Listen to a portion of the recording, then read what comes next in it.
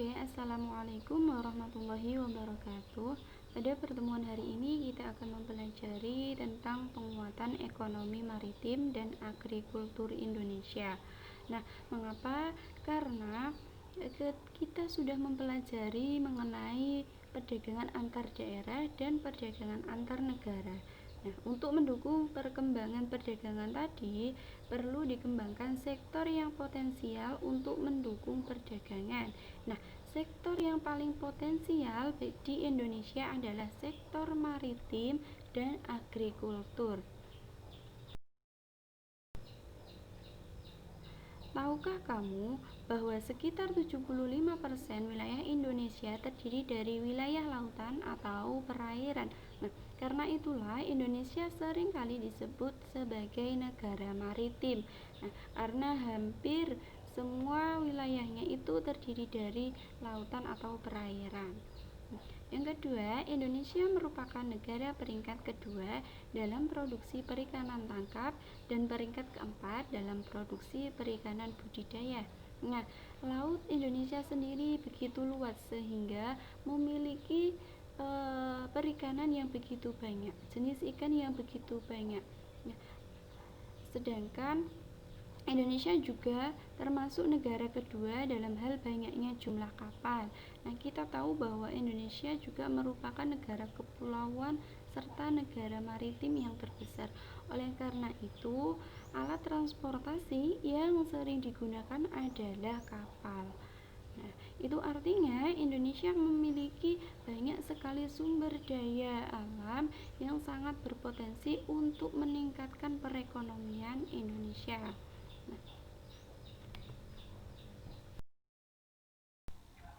Nah, yang pertama kita akan membahas mengenai penguatan ekonomi maritim. Nah, ini ada potensi dan sektor maritim Indonesia. Kedua, kondisi ekonomi maritim Indonesia dan ASEAN. Yang ketiga, strategi dan kebijakan pengembangan ekonomi maritim di Indonesia. Baiklah, sebelum kita membahas lebih lanjut mengenai potensi dan sektor maritim di Indonesia, nah kita pelajari dulu konsep ekonomi maritim. Nah, mungkin kalian sudah sangat sering mendengar ekonomi maritim atau kata-kata maritim. Nah, mungkin kalian menyamakan antara konsep ekonomi maritim dengan ekonomi kelautan. Nah, ternyata antara ekonomi maritim dengan konsep ekonomi kelautan itu memiliki perbedaan. Yang pertama, ekonomi maritim itu merupakan kegiatan ekonomi yang mencakup transportasi laut, industri galangan kapal dan perawatannya, pembangunan dan pengoperasian pelabuhan, serta industri dan jasa terkait. Nah, sedangkan ekonomi kelautan merupakan kegiatan ekonomi yang dilakukan di wilayah pesisir dan lautan serta di darat yang menggunakan sumber daya alam dan jasa-jasa lingkungan kelautan untuk menghasilkan barang dan jasa.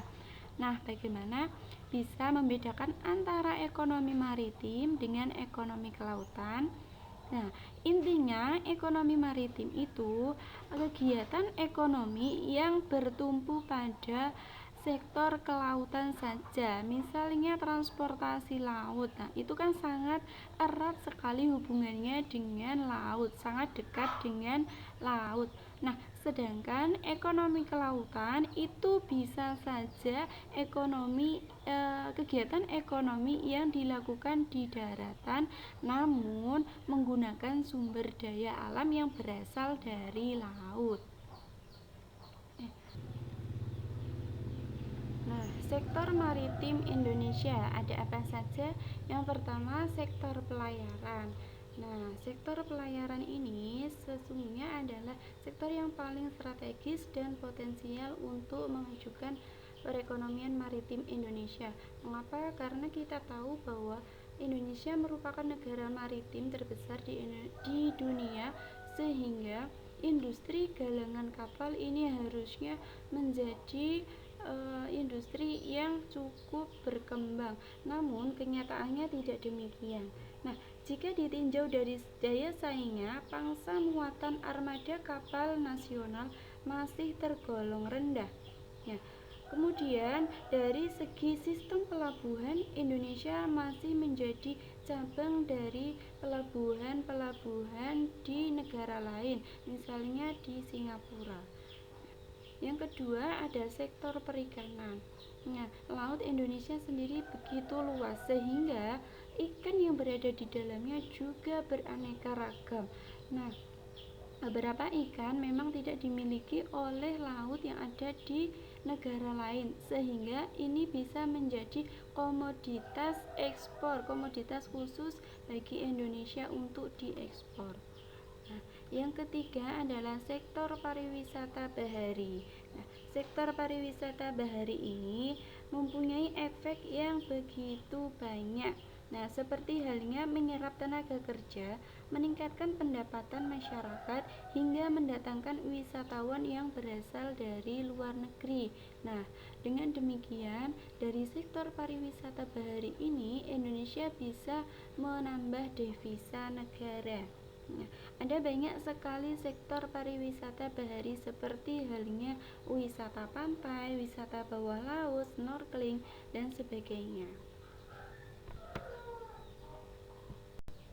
Selanjutnya adalah kondisi ekonomi maritim di Indonesia dan ASEAN. Nah, tahukah kamu kalau ekonomi maritim di wilayah Asia Tenggara dalam kurun waktu 10 sampai 15 tahun terakhir telah mengalami perubahan yang sangat mendasar.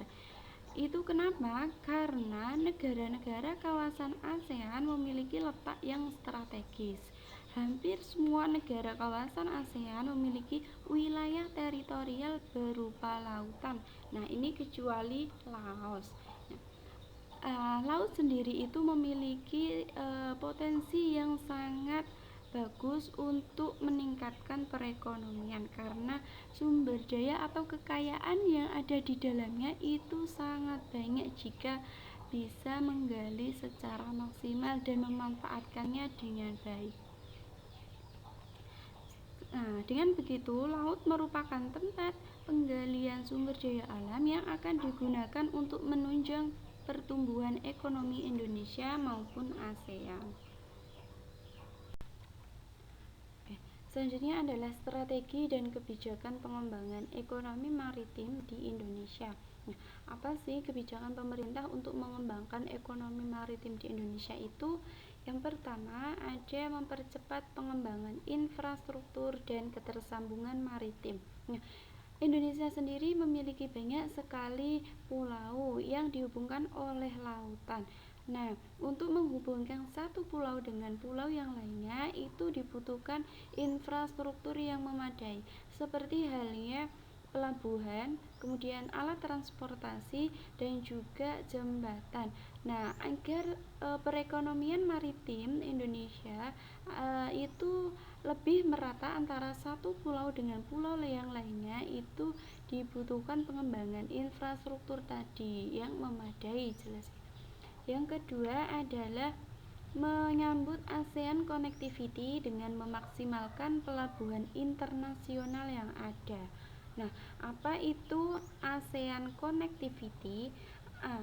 Ini merupakan program kerjasama antara negara-negara ASEAN dengan membangun keterhubungan transportasi dan infrastruktur antara negara-negara Asia Tenggara untuk mewujudkan ASEAN yang terkoneksi atau bisa saling terhubung satu sama lain.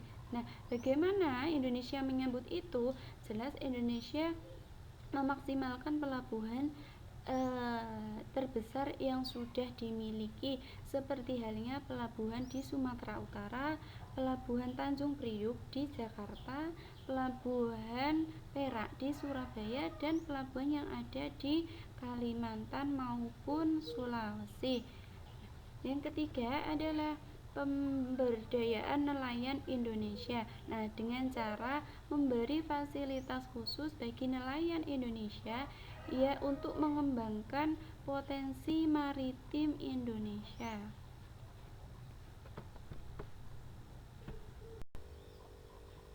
Selanjutnya adalah ini ada beberapa pertanyaan yang harus kalian jawab di buku tulis. Nah, ada 5 pertanyaan yang terkait dengan perdagangan antar negara hingga potensi maritim Indonesia. Sekian, wassalamualaikum warahmatullahi wabarakatuh.